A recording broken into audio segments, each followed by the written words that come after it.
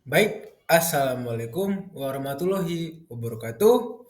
Sebelumnya izin memperkenalkan diri saya, nama saya Bungaran Jeremy Jonathan Butar-Butar, NIM 2023 11086.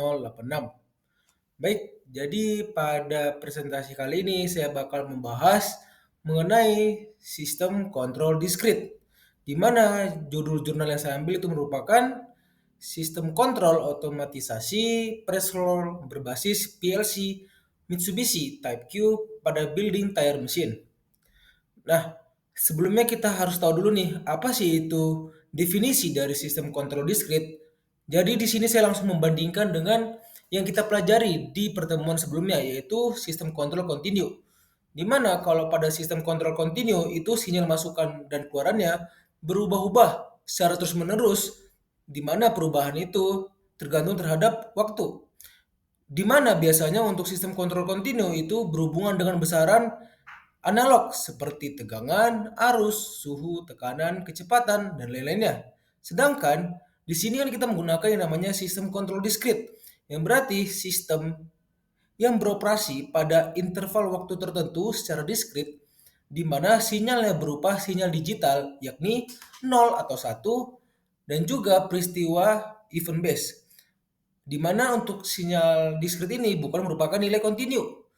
Dan biasanya untuk sistem kontrol diskrit dijalankan oleh komputer digital seperti PLC yang bakal saya gunain di jurnal ini, dan juga dapat menggunakan controller lain seperti microcontroller. Nah, karena tadi kita menggunakan namanya PLC Mitsubishi, jadi kita harus tahu dulu apa sih itu sebenarnya PLC. PLC itu merupakan suatu pengendali digital yang bekerja dengan prinsip logika on atau off, di mana fungsinya untuk mengatur proses secara diskrit berdasarkan sinyal dari sensor dan perintah logika yang telah diprogram. Nah, pada sistem press roll ini, PLC Mitsubishi Type Q digunakan untuk mengendalikan pergerakan motor, solenoid, dan konveyor secara otomatis sesuai urutan kerja yang telah diprogram pada ladder diagramnya. Di mana sistem ini termasuk kontrol diskrit karena setiap aksi dikendalikan oleh perubahan status digital dari sensor, bukan oleh perubahan kontinu seperti suhu maupun tekanan. Langsung saja kita masuk ke penerapan dari kasus sistem kontrol diskrit pada tire roll mesin ini. Tire roll mesin ini. Nah, pertama-tama kita bahas dulu komponen apa saja sih yang bakal dikendaliin oleh PLC dan outputan itu apa saja. Di mana sini komponen inputan yang kita gunakan itu merupakan switch selector atau push button, di mana kita bisa memilih nih kita mau menggunakan atau menghidupkan sistem secara manual atau otomatis. Kemudian kita menggunakan 3 buah sensor, satu sensor fotoelektrik, di mana ini untuk mendeteksi keberadaan dari lembaran ban. Di mana cara kerjanya itu menggunakan cahaya yang reflektif. Jadi dia dapat dipantulkan. Ketika cahayanya tidak terpantulkan berarti adanya objek yang melintasi dari si sensor tersebut. Proximity juga sama, fungsinya untuk mendeteksi dari posisi logam. Jadi saat ada logam yang terdeteksi, conveyor bakal mati, dan juga cutter bakal melakukan pekerjaannya, yaitu memotong dari si ban tersebut. Lalu ini juga kita menggunakan sensor fotoelektrik, di mana fungsinya dari sensor ini seperti sebagai safety press. Apa itu safety press? Pengaman agar conveyor berhenti ketika press roll sedang menekan materialnya.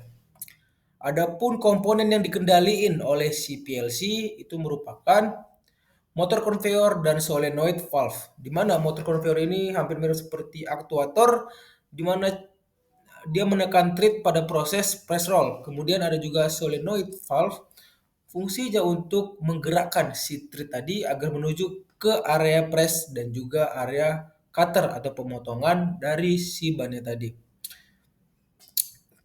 Nah, selanjutnya kita bakal masuk nih ke cara kerja dari PLC ini.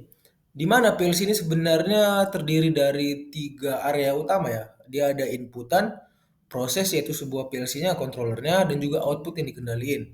PLC bekerja dengan membaca sinyal dari sensor, memprosesnya berdasarkan logika ladder yang diprogram, lalu mengaktifkan aktuator pada bagian output. Seperti pada jurnal ini saya menggunakan outputan yaitu motor dan juga solenoid valve. Nah, pada sistem ini sensor fotoelektrik dan proximity mendeteksi posisi material ban. Setelah sinyal diterima, PLC dapat menentukan langkah berikutnya. Misal, mengaktifkan conveyor pada saat sensor proximity tertrigger dan juga menurunkan press roll dan menghentikan motor. Di mana semua perintah tersebut dijalankan secara diskrit, yang berarti perintah tersebut dijalankan berdasarkan kondisi logika tertentu yang telah ditentukan oleh urutan alur program pada ladder diagram. Sebenarnya keuntungan yang kita dapat ketika menggunakan PLC ini ialah fleksibilitas. Jadi alur dari program diskritnya itu bisa kita ubah-ubah atau kita atur sesuai dengan yang kita inginkan menggunakan pemrograman pada si ladder diagram. Terus juga presisi dan keandalan tinggi pada bidang industri. Lalu PLC juga mampu nih memproses banyak output dan juga banyak inputan. Gak cuma 5 atau 3, dia bisa memproses atau mengendalikan lebih dari 10 buah outputan dan lebih dari 10 buah inputan. Jadi si PLC ini cukup fleksibel kalau kita gunain di namanya dunia-dunia industri. Dan juga PLC ini dapat kita kendaliin atau PLC dapat mengendalikan komponen-komponen tersebut secara otomatis. Jadi kita nggak perlu lagi tuh untuk menggerakkan, memonitoring, cukup kita pantau saja dari jauh gimana si PLC ini bekerja tanpa adanya kesalahan dari human error. Selanjutnya untuk diagram blok ya, diagram blok pada sistem PLC ini sebenarnya menggambarkan hubungan antara input dan output. Seperti yang kita bahas sebelumnya, di mana inputan itu akan masuk ke kontrol PLC dan di kontrol PLC itu baru dipilih atau diatur logika mana yang duluan bakal dijalankan dan bakal dikirimkan menuju ke aktuator pada bagian outputnya. Di mana proses ini membentuk siklus kontrol secara diskrit yang berjalan otomatis berdasarkan urutan logika dari ladder program tadi.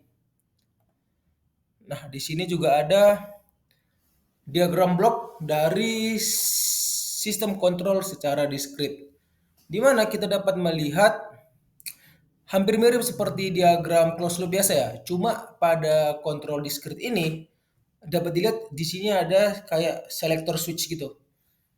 Jadi outputannya itu bakal dikirimkan ke feedback. Namun kan tadi kan sensor yang kita gunakan itu lebih dari satu.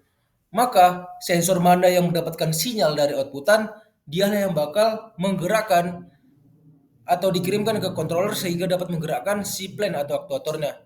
Jadi karena ini sistemnya secara diskrit, maka kita bakal mengurutkan proses-proses mana yang bakal digunain untuk mengendalikan si outputannya berdasarkan logika yang telah kita program pada ladder diagramnya. Kemudian juga ada di sini yang namanya D atau A converter. Kita tahu ya, PLC itu dia bekerja secara digital. Jadi kan yang kita kendalin itu seperti motor dan juga solenoid valve itu kan dia bekerjanya secara analog ya. Jadi kita butuh tuh yang namanya digital to analog converter. Agar apa? Agar sinyal keluaran dari PLC yang digital tersebut dikonversi terlebih dahulu ke analog sehingga dapat mengendalikan dan mengaktifkan motor maupun solenoid valve atau relay sesuai dengan logika program yang telah kita buat di ladder diagram tadi. Kemudian juga pada summing point di daerah sini terdapat apa ya? Fungsinya itu untuk mengkalkulasiin hasil dari pembacaan sensor yang akan dikirimkan ke controller di mana dibandingkan dulu hasil dari outputan dengan reference inputnya ketika sesuai lalu bakal dikirimkan ke controller sehingga dapat menggerakkan yang namanya aktuator pada bagian output dari sistem.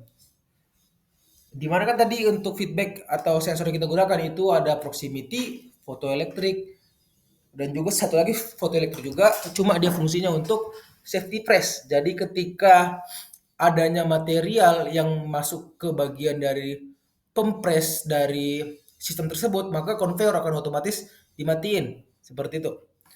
Jadi untuk diagram blok diskrit ini intinya sebuah sistem yang dikelola secara diskrit di mana inputan yang terbaca oleh si sensor bakal dipilah oleh si controller yang kita gunakan yaitu adalah PLC, di mana bakal diurutin mana sensor mana yang bakal mengendalikan aktuator mana. Seperti itu untuk diagram blok diskrit ini. Nah, jadi penelitian ini sebenarnya berhasil lah merancang sistem kontrol otomatis berbasis PLC pada mesin press roll di dunia industri ban, di mana sistem ini bekerja sesuai urutan logika program dengan hasil pengujian menunjukkan tingkat kesalahan tegangan yang sangat kecil, sekitar 0,08% pada output sekitar 0,04%.